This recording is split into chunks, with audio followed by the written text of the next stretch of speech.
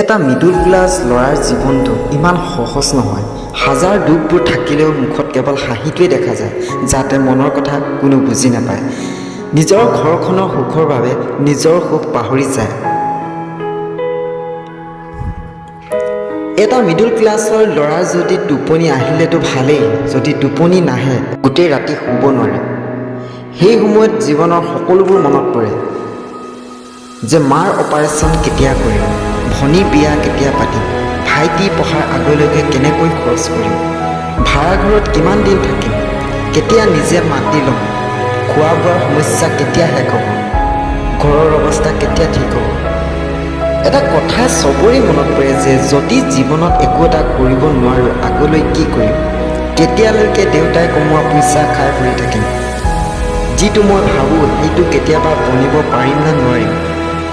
এইবোৰ ভাবোঁতে ভাবোঁতে দিন পাৰ হয়, ৰাতি পাৰ হয়। কিছুমান ল'ৰাই মাক দেউতাকক প্ৰেছাৰ দি নিজৰ আশা পূৰণ কৰে, কিন্তু এটা মিডল ক্লাছৰ ল'ৰাই কি কৰিব? নিজৰ অন্তৰত ৰাখি থ'ব। সি ভাবে যদিও দেউতাই মোৰ আশা পূৰণ নকৰিলে, কিন্তু এদিন নিজে কৰ্ম কৰি নিজে ছাকচেছ হৈ দেউতাৰ সপোনবিলাক পূৰা কৰিম। এটা কথা সত্য, যিমান হাজাৰ দুখ কষ্ট থাকিলেও মিডিল ক্লাছৰ ল'ৰা এটা কেতিয়াও দুখ নকৰে। যদিও সোধা কেতিয়াবা এটাই ক'ব, আই এম ফাইন।